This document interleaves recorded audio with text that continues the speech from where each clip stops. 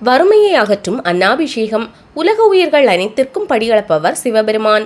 அந்த இறைவனுக்கு பக்தர்கள் அனைவரும் உணவை படைத்து வழிபடும் சிறப்புமிக்க நாளே ஐப்பசி பௌர்ணமியில் வரும் அன்னாபிஷேக திருநாள். தட்சனுக்கு 50 பெண் பிள்ளைகள். அவர்களில் அஸ்வினி முதல் ரேவதி வரையான 27 நட்சத்திர பெண்களை சந்திரனுக்கு மணமுடித்து கொடுத்தான். சந்திரனோ தன்னுடைய மனைவியர்களில் கார்த்திகை, ரோஹிணி ஆகியோருடன் மட்டும் அதிக அன்பு காட்டினான். அதிலும் ரோஹிணியுடன் அதீத அன்பு செலுத்தினான்.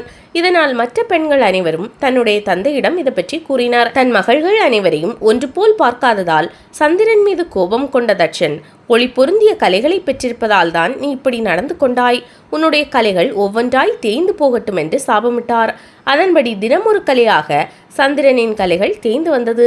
இதனால் செய்வதறியாது திகைத்த சந்திரன் தன் சாபம் நீங்க வழி தேடி அலைந்தான். இறுதியில் சிவபெருமானே கதி என்று அவரை சரணடைந்தான்.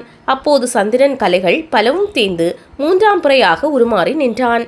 அவனுக்கு அடைக்கலம் தந்த சிவபெருமான் 3ஆம் முறை சந்திரனை தன்னுடைய தலைமீது சூடிக்கொண்டார். பின் சந்திரனை நோக்கி, நீ உன் தவறை உணர்ந்து கொள்வதற்காக இன்று முதல் உன் கலைகள் ஒவ்வொன்றாக தேயும் வளரவும் அருள் புரிகிறோம். இருப்பினும் ஐப்பசி மாத பௌர்ணமி தினத்தில் மட்டும் உன்னுடைய 16 கலைகளுடன் நீ மிளர்வாய் என்றார். அதன் காரணமாக தான் சந்திரன் ஐப்பசி மாத பௌர்ணமி தினத்தில் மட்டும் மிகுந்த ஒளியுடன் காட்சி தருவதாக ஐதீகம். அறிவியல் ரீதியாக ஐப்பசி தினத்தில் பூமிக்கு மிக அருகாமையில் சந்திரன் வருவதால் இந்த அதிக ஒளிர்வு இருப்பதாக சொல்லப்படுகிறது. இத்தகைய சிறப்புமிக்க பௌர்ணமி நாளில்தான் சிவபெருமானுக்கு அன்னாபிஷேகம் செய்து வழிபடுகிறோம். நவக்கிரகங்களில் சந்திரனுக்கு உரிய தானியம் அரிசி. எனவே தனக்கு சாப விமோசனம் அளித்த சிவபெருமானுக்கு தன்னுடைய தானியத்தால் சந்திரன் அபிஷேகிப்பதாக இந்த நிகழ்வு பார்க்கப்படுகிறது. சிவபெருமான் அபிஷேக பிரியர். அவருக்கு 70 வகையான மங்கள பொருட்களை கொண்டு அபிஷேகம் செய்வார்கள். அதில் முக்கியமான ஒன்றுதான் அன்னம். ஐப்பசி பௌர்ணமி நாளில் சிவபெருமானுக்கு அன்னாபிஷேகம் செய்து வழிபாடு செய்தால் உலகம் முழுவதும் சுபிட்சம் பெறும் என்று சிவாகமம் கூறுகிறது. ஐப்பசி பௌர்ணமி நாளன்று காலையிலேயே சிவபெருமானுக்கு சிறப்பு அபிஷேகம், அலங்காரம் செய்து வழிபாடு நடைபெறும். பின்னர் சாயரட்சை பூஜை நேரமான மாலை வேளையில் புதிய நெல் கொண்டு அன்னம் படைத்து சிவபெருமானுக்கு அபிஷேகம் செய்வார்கள். அப்போது சிவலிங்கம் மறையும் அளவிற்கு அன்னத்தை சிவலிங்க திருமேனி முழுவதும் சாட்டுவார்கள். இந்த அன்னாபிஷேக அலங்காரமானது மாலை 6 மணி முதல் இரவு 8:30 மணி வரை அப்படியே இருக்கும். அந்த நேரத்தில் சிவபெருமானை தரிசனம் செய்வது மிக சிறந்த பலன்களை தரும்.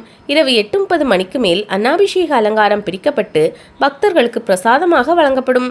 மேலும் அன்னத்தை திருக்குளம் அல்லது நீர்நிலைகளில் கரைப்பார்கள். நீர்வாழ் உயிரினங்களுக்கு உணவு கிடைக்க வேண்டும் என்பதற்காக இவ்வாறு செய்யப்படுகிறது. சிவபெருமானுக்கு செய்யப்பட்ட அன்னாபிஷேக அலங்காரத்தை காணும் பக்தர்கள் வறுமையிலிருந்து விடுபட்டு பசியில்லாத வாழ்வை பெறுவார்கள். சோறு கண்டால் சொர்க்கம் உண்டு. முன்னோர்களும் சான்றோர்களும் சொல்லி வைத்த பழமொழிகளும் சொல் வழக்குகளும் இன்று அபத்தமான அர்த்தங்களை தரும் வகையில் திரிந்து நிற்பதை நாம் உணர முடியும். அவற்றில் ஒன்றுதான் சோறு கண்ட இடம் சொர்க்கம். சோறு எங்கு கிடைக்கிறதோ அங்கேயே தங்களின் புகலிடமாக மாற்றிக்கொள்பவர்களை கிண்டல் செய்யும் விதமாக இந்த பழமொழி கையாளப்பட்டு வருகிறது. உண்மையில் சோறு கண்டால் சொர்க்கம் என்பதே பழமொழியின் சரியான வாக்கியம். அதாவது ஐப்பசி பௌர்ணமி அன்று சிவலிங்கத்திற்கு அன்னாபிஷேகம் செய்யப்படும். அதில் உள்ள ஒவ்வொரு பருக்கை அன்னமும் ஒவ்வொரு சிவலிங்கமாக கருதப்படும்.